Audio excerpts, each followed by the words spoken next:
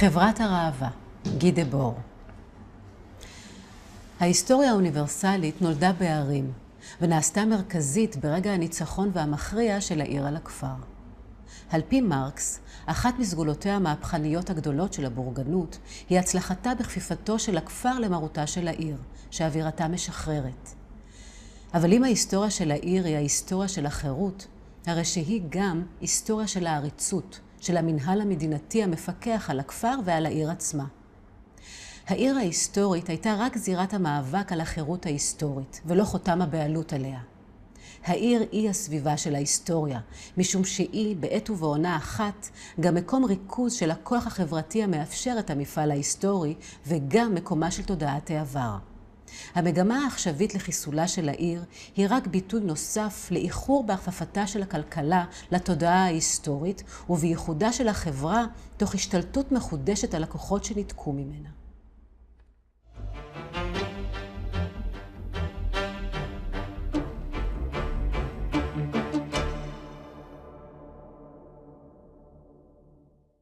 יוברט, אנחנו הרי מכירים הרבה שנים, אז שהייתי סטודנט שלך בפקולטה לארכיטקטורה בשנות ה-70. נכון. אז 40 שנה אולי. ואתה תמיד, אני זוכר גם כסטודנט, היה לך מימד של הסתכלות ביקורתית. ואני חושב שזה מאוד חשוב. בכל תחום זה בעצם מה שמפרה את החשיבה. אתה יליד בורמה. אתה באת בגלל, עד כמה שאני יודע, בגלל ההפיכה הצבאית שהייתה בבורמה. לא. ההפיכה הייתה כשהייתי פה. באתי בגלל ציונות. כן? אז תסביר. לא, אני באמת באתי כיוון ששמעתי הרצאה על ידי רנן וייץ, שהייתי שם בבורמה. מדינה חדשה, רעיונות חדשים, עם אחרי האסון בונה משהו מחדש. הוקסמתי. כן. והמהפך הראשון שלי היה, שהגעתי לפה, גיליתי את הפלסטינאים. עד עכשיו לא דיברו על זה. ופתאום ראיתי רגע אחד, יש פה איזו מציאות שהיא לא בתוך הסיפור הגדול הזה. מתי זה היה? זה בשנות ה-60, אני הגעתי פה כבר אני הגעתי ב-61. וב-60 הלכתי ללמוד. וכבר ראיתי שם בכיתה שלי, שני סטודנטים ערבים, קיבלתי לעשות פרויקט בכרמיאל, לתכנן שכונה. ואני עשיתי מחקר, כלומר לפני שעושים את תכנון, עשיתי מחקר. הלכתי לראות מה מדובר. אני מגיע לשם, אני רואה הפגנה. הפקיעו 15,000 דונם מהערבים, בלי לתת להם גרוש, והיו שם אנשים שצעקו כנראה. התחלתי לרשום. כשעשיתי את הפרויקט, עשיתי פרויקט כפר ערבי כזה, ליהודים וערבים ביחד. וזה היה פעם ראשונה, ראיתי את התגובה, קודם כל מהמורים שלי. היה מורה אחד שקוראים לו אילן, הוא היה בחור דתי, והוא אמר לסטודנטים, הבחור הזה התקלקל. אני זוכר, אני למדתי עברית והבנתי מה שהוא אמר. וזה הבחור הזה כבר התקלקל. זה היה מוזר בשביל כל הסטודנטים, שאני כביכול מכניס משהו מוזר, פוליטיקה ודברים שבקושי אני מבין, שזה היה נורא מסובכת, וכנראה בתוך ארכיטקטורה. כי הארכיטקטורה שלמדנו אז היה בלי פוליטיקה. איך אתה כזר למקום הזה הרגשת כאדם שיש לו גישה ביקורתית? בדרך כלל, בגלל שישראל היא מקום מאוד הדוק, היא כאילו נותנת את הפריבילגיה הזאת רק לישראלים יהודים. ואתה, מה שמצא חן בעיניי, אני זוכר כשהייתי סטודנט שלך, כן. אתה אמרת, אני אזרח העולם. מה שאני אומר, זה גם לא מתוך כוונת הרס, זה מתוך ניסיון לחדד שאלות. והעמדה של הזר בתוך חברה, שהיא לא תמיד טולרנטית, אני חושב שהיא מעניינת. אני חושב שאנחנו כישראלים מאוד לא מעריכים את החשיבות של מציאות של אנשים שהם לא ישראלים ויהודים בתוך החברה שלנו, שזה בעצם היה הקיום הקלאסי של יהודים במשך, כמו שנוהגים לומר, 2000 שנה, אולי קצת פחות, אבל מאות שנים. והיחסי הגומלין בין היהודים והחברות שלהם הפרו גם את החברות שהם נמצאו בהם. היהודים האלו הם תרומות משמעותיות, בגלל שהם היו זרים ואולי ראו ליקויים מסוימים, ותמיד נוהגים להזכיר את מרקס, איינשטיין ופרויד, אבל יש עוד הרבה אחרים. איך אתה, כי השאלה הזאת אקזיסטנציאלית, אצלך היא קיימת כל התקופה הזאת. לא מסכים איתך שאני עושה, מהנקודת מבט שלי כביקורתי, כזר, להפך. הביקורת שלי נובע מזה שאני חושב שאני לא זר, אלא אני עושה את זה מתוך הרבה אמפתיה ואהבה. לא מכיוון שאני רואה כמשהו שזר לי. אתה מבין, כשאני באתי לארץ, אמרתי להרבה אנשים שהרבה יהודים באו פה כי אין להם ברירה. אני באתי והפכתי להיות ישראלי מתוך בחירה. רציתי להיות ישראלי. ארכיטקטורה בשבילי זה ההתכוונות, זה הרעיון, זה הכיוון וההתערבות של הכוח, ויש משהו מלמטה שמתאים אותו, וקוראים לזה גם כן הוונקולה, אם אתה רוצה. ובארץ אין ונקולה. כלומר, איך לאור הרעיונות הגדולים האלה של הציונות המודרניסטית וההתכוונויות הענקיות מבחינת המרחב, מה היו התהליכים שהביאו לו מה שאנחנו רואים? תראה, הם התחילו את הארכיטקטורה, אני מדבר על הקבוצה, מה שגרמסקי קורא האינטלקטואלים המחויבים, כן? כלומר, אלה שהסכימו עם הרעיון של בניית עם, לא רק בניית עם, אלא בניית מדינה, לבנות מדינה חדשה. ואלה נכנסו במצב נורא מוזר, שלא היה להם ונקולה. הוונקולה היחידי שהיה אצל הכפר הערבי או ערבים. לא היה פה משהו. והם לא רצו לקחת הוונקולה המקומית, כי זה וונקולה של האויב. והם חיפשו וונקולה של התנ"ך, וגם הוונקולה של התנ"ך לא קיים. כי אתה לא יודע מה זה, איך בנו וכן הלאה. אז בעצם הם בנו ארכיטקטורה ללא וונקולה. הם בנו ארכיטקטורה נורא מעניינת, כי זה היה לגמרי לפי ההיגיון של המדינה. מה זה היגיון של המדינה? זה להשתלט, לעשות טריטוריה, לקבוע נוכחות, לקבוע מי הבוס, מי הריבון וכן הלאה. אז כל הארכיטקטים האלה, הכוונות הטובות, זה כל מה שהם ניסו לעשות. אז נוצרה מין, אני יודע, פרויקט ישראלי, אם אתה רוצה להגיד, איזושהי ארכיטקטורה מסוימת. לקראת שנות ה-80 אני מרגיש שבארץ התחילו ליצור מעין ונקלה חדש. פתאום יש פה ריצה חדשה. ויש לנו פה, לדעתי, מצב של איזשהו פספוס. כאילו פספסנו אפשרות להגיד, טוב, עשינו את המאמץ הגדול, בנינו מה שבנינו, אפשר להסתכל על גם זה עם עיניים פקוחות. היו כמה דברים נוראים, היו שם הישגים פנטסטיים. בואו נלמד מזה, ועכשיו נהפוך את מה שבנינו למקום. מה שיש לו איזשהו קשר עם הקרקע, קשר עם הסביבה, ולעשות את זה הכל בשקט. לא קרה. ובמקום זה, הנושא הזה של כביכול אתה יכול היה לספות שהקרקע, הלאום, שעדיין בשליטה של המדינה, יביא לעוד פעם תכנון מדינתי לגבי הסביבה, וזה לא קרה. המדינה פשוט מעבירה את הקרקע הלאום לקרקע נדל"ן בצורה ספונטנית, לא מתוכננת, ובצורה ככה מכירה פומבית. וזה מה שאתה רואה היום. כן? מה שאתה רואה היום זה מין בנייה שהנושא הזה של בית או מקום או קשר עם הסביבה משמעותי לגבי החיים היום-יום כמעט ולא קיים. הנושא הזה של, זה מה שנקרא בז'רגון הערך השימושי. כן? אנשים שרוצים לשמור על המקום שלהם, נגד מאבקים של שיקום למשל, הם נאבקים בשביל מה שנקרא ערך שימושי. מה שנקרא, נגיד בטרמינולוגיה מרקסיסטית, use value מול exchange value. בדיוק. אז עכשיו אין כבר use value, זה רק exchange value. אתה קונה דירה כהשקעה, או קונה 3 דירות כהשקעה. אין כבר use value. אני אסביר את המונח הזה.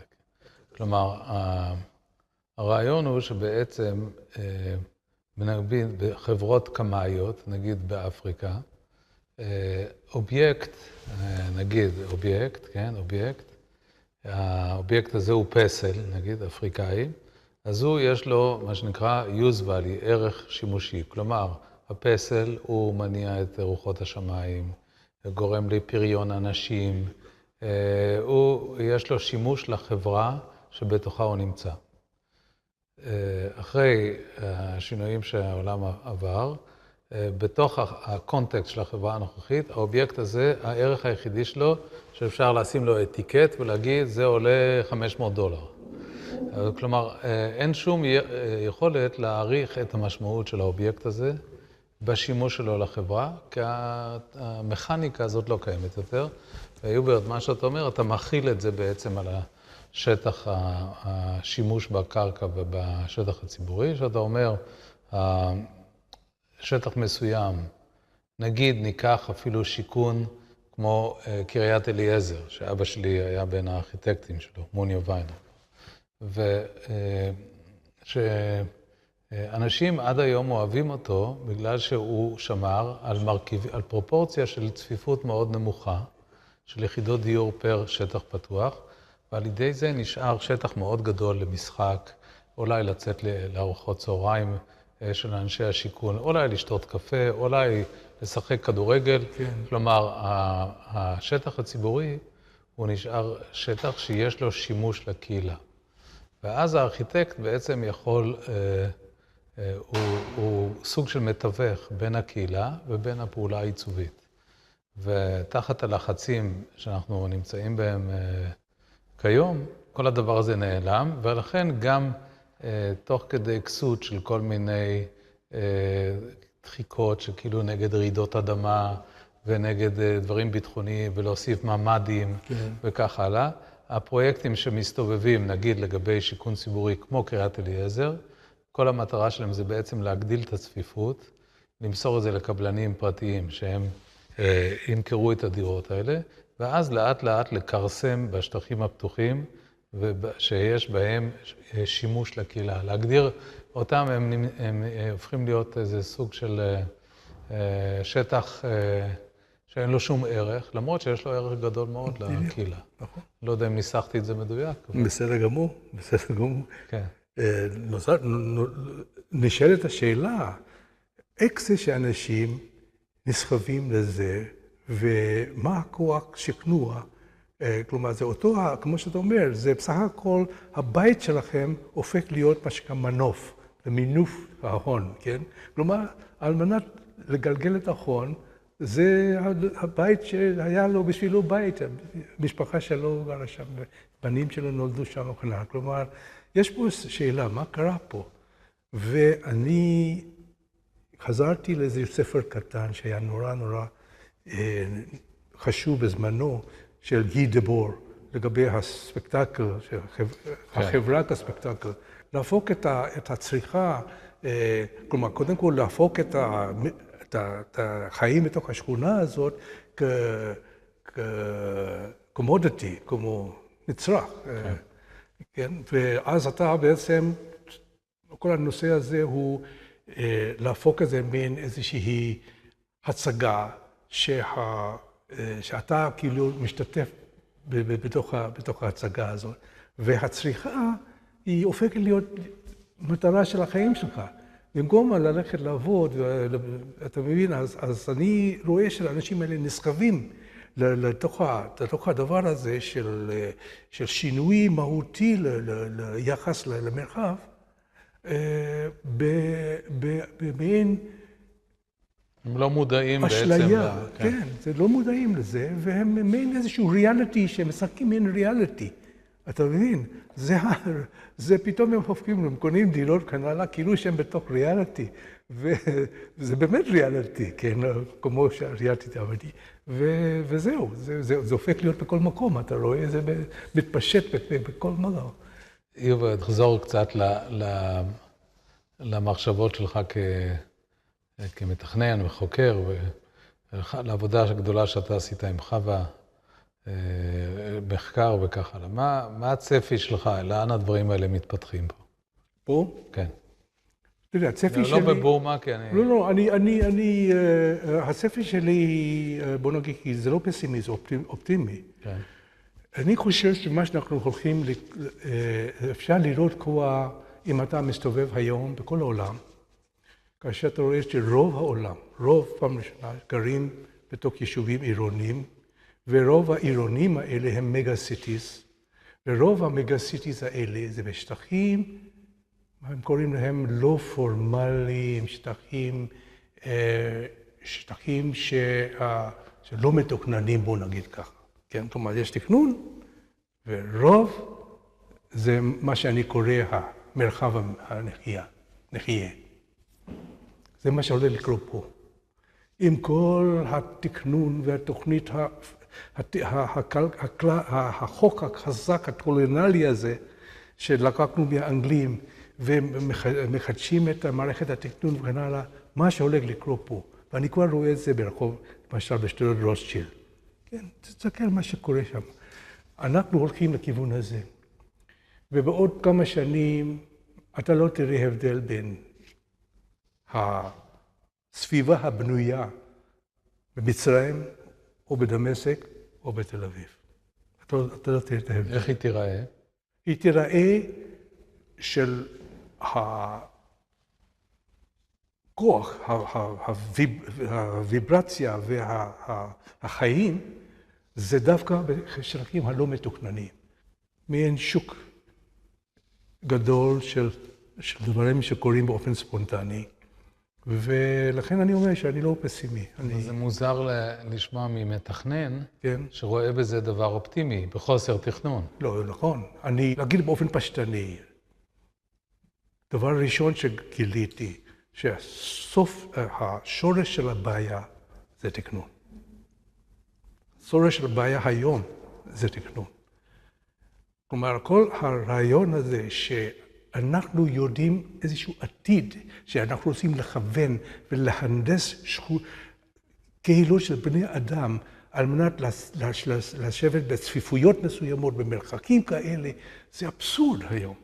זה אבסורד, אתה עושה את זה למחרת, זה כבר לא ככה.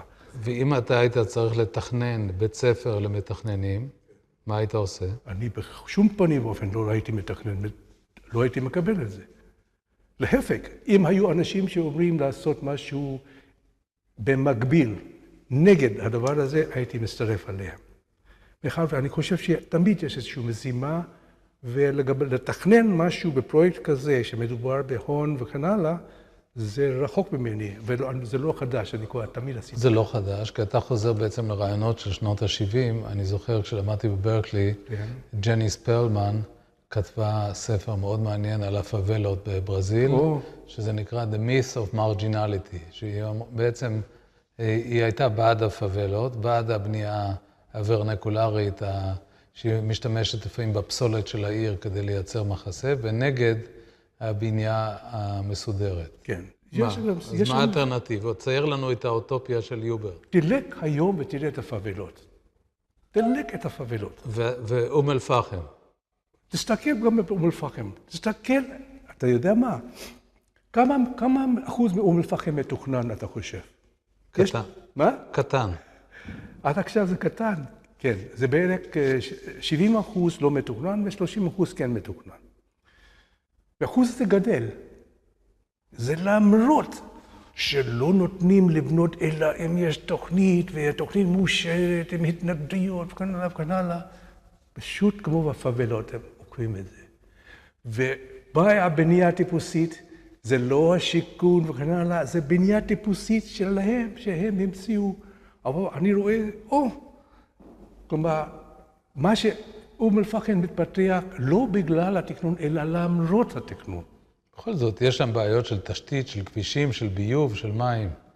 אל תעשה אידיאליזציה של זה. בעיה של כבישים וביוב, כנ"ל, זה הסיבה של התכנון?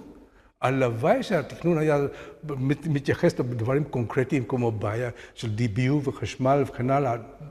להפך, תכנון זה על קרקע ועל צפיפויות ועל שליטה במרחב. אם התכנון היה במצב כזה של אני נותן להם עצות, איך לבנות ככה שתהיה למשל בנייה ירוקה ופחות על אנרגיה, זה תכנון כזה אני מוכן. אני עם הידע שלי מוכן לשבת איתכם. אבל התכנון שאני מתנגד ואני כל כך סולט ממנו, ואני עושה כל דבר על מנת להוציא מתחת השטיח את החשיבה המתנסה הזאת, שאנחנו מתכננים את העתיד, אנחנו מכוונים את הכל לאיזשהו עתיד, כאילו כל אחד יודע איזה עתיד. ואני, כל מי שאומר את זה, אומר, לך תסתובב בעולם, לך לבנקוק, לך לריו, תסתכל מה שקורה שם. זה העתיד שלך, לא? בקיצור, גמרת ללמד טכניון, עשית אנרכיסט. אני חושב שנולדתי אנרכיסט, מה זה? לא, אני לא אומר את זה באופן שלילי. מה? אני לא אומר את זה. אני גם לא עושה את זה באופן שלילי, אבל תראה, יש טקסט שכתוב על ידי The Committee of Seven. שמעת עליו? זה אנשים בצרפת שהם הועמדו לדין כביכול כי הם עשו איזושהי חבלה וכן הלאה. זה נקרא The Coming Insurrection. זה ספר קטן כזה, והוא בעצם מנבא מה שקודם כל מתחיל ביוון, וזה בספרד, ומתפשט בכל העולם, וזה הכיוון. אתה מבין? זה לא בדיוק איזושהי אנרכיזם או משהו, זה פשוט לקחת את החווה המתוכנן והכביכול הגמור של הניאו-ליברליזם, של העולם היפה הזה, ולהגיד, חבר'ה, זה מתפורר, אין לזה שום זכות קיום, הגיע הזמן לשבת ביחד לעשות משהו אחר. יפה. זה הכל.